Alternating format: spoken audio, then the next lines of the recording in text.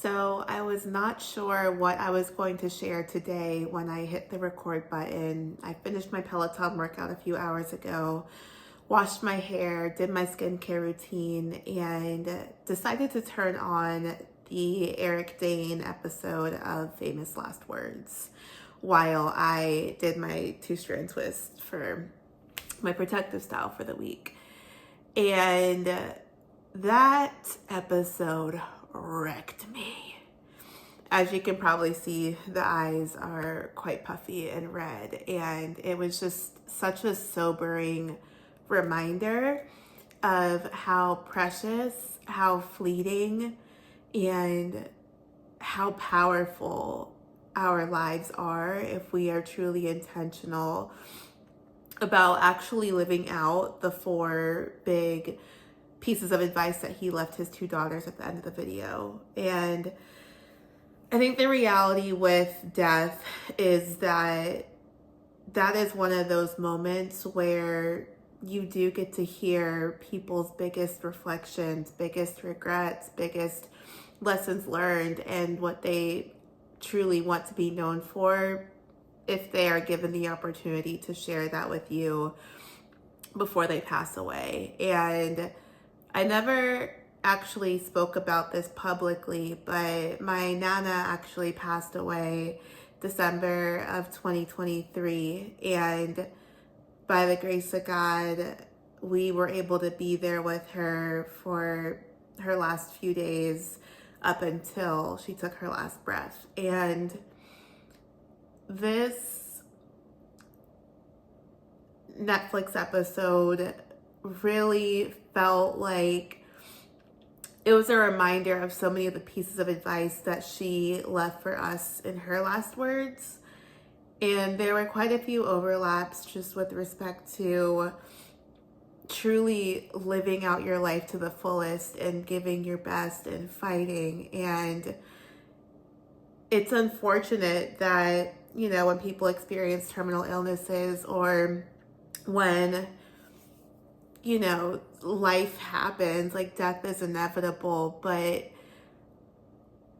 I think with both of their deaths, and granted, I was not a big Grey's Anatomy fan. I never watched a single episode of Euphoria, but the wisdom and the advice, and just, you can tell that Eric did live a very full life, even though that was cut short, in his 50s. And so I think that what was interesting in that episode was while the interviewer, I'm blanking on his name, but while he was guiding the conversation and asking the questions in the interview, you could see this light bulb where Eric was actually like learning more about himself, knowing that this was an interview that was going to be aired after he took his last breath.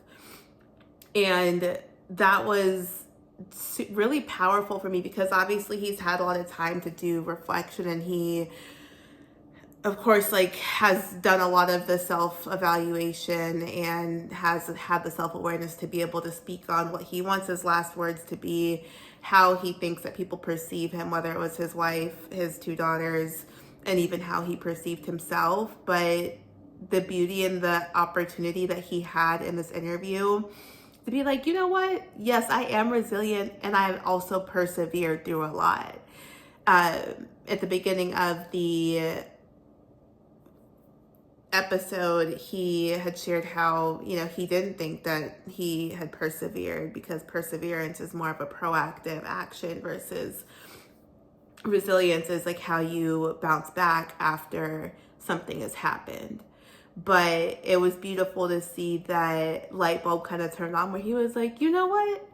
There might actually be a bit of perseverance in the way that I've carried myself. And you can just tell how grateful he was to have such an enlightening and deep conversation. And yeah, I was grateful to even learn more about him myself. And so really quick, I always take notes with documentaries. I think that they are one of the most beautiful gifts of media that we have, to really have a glimpse into people's perspectives and lived experiences and just the wisdom that they've carried through their lifetimes. And so sharing really quick the 4 pieces of advice that he left his daughters with. The first one being live now, because the past contains regrets. The future remains unknown. So you have to live now. The present is all you have.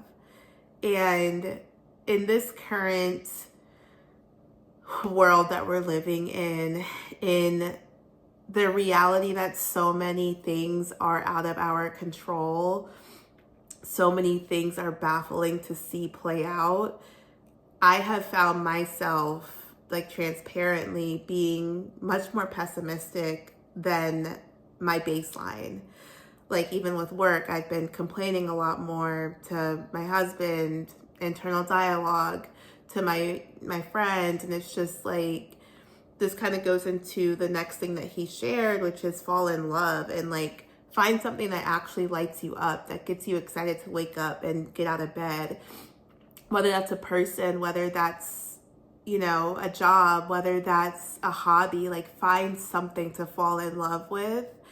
And I think that obviously I have my husband, who of course is the love of my life and I've fallen in love with deeply, and I'm grateful to do life with him.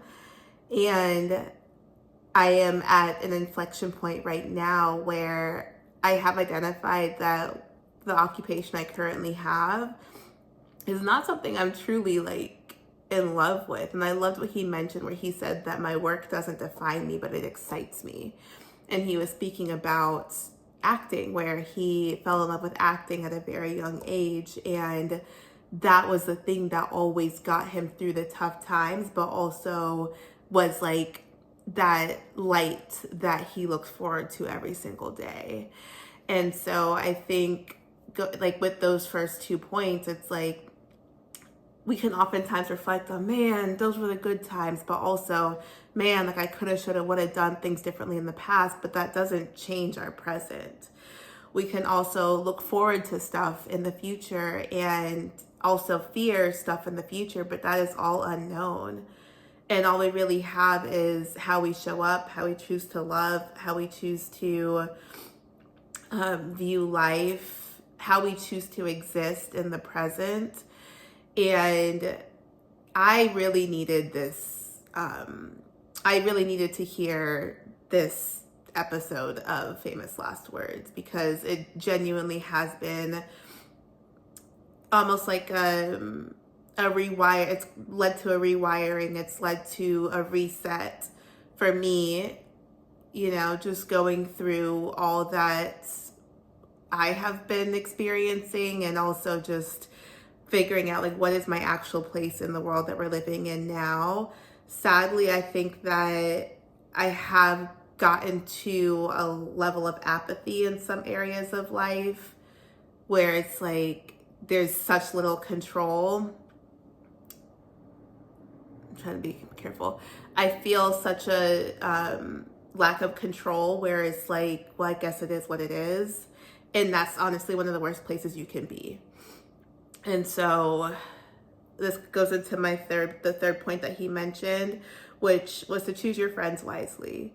And one of the things I wrote down was love your friends with everything you have. And he had shared how your friends like pour into them, and the best of them will also pour back into you. And I just thought that was honestly, like, I feel like adult friendships, like in my 20s, were a bit challenging to navigate. One, because I was like moving every couple of years, but two, all of my best friends are hundreds of miles away from me. And so to truly experience life with each other, I have a completely separate budget, like sinking fund for travel, so that we can ensure that we are able to actually see each other, and not necessarily have our connection points just be catching up on each other's lives, or just catching up on, hey, how was, XYZ date that you had or situation you were experiencing, but actually getting to create memories together. So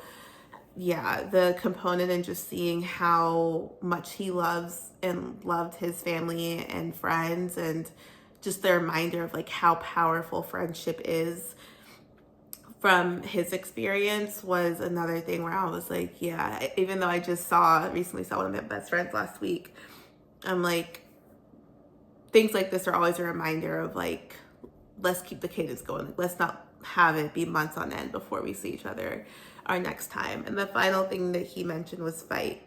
Fight with everything you have and with dignity.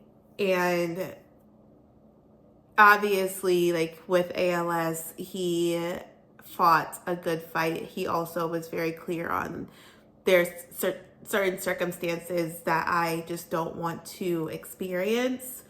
And I think that's where I also saw a lot of parallel with my Nana, because she also had certain circumstances where she was like, if it comes to that, like, let me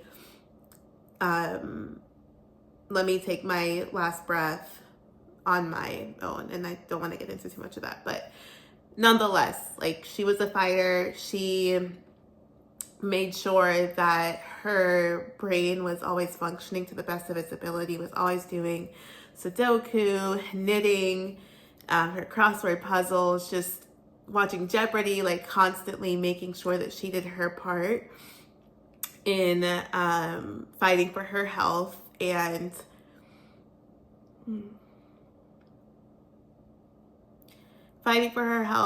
being there for us, both her kids and grandkids. For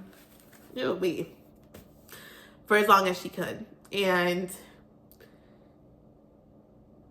yeah, this is just the thing about death, is like, it reminds you so much about stuff that you should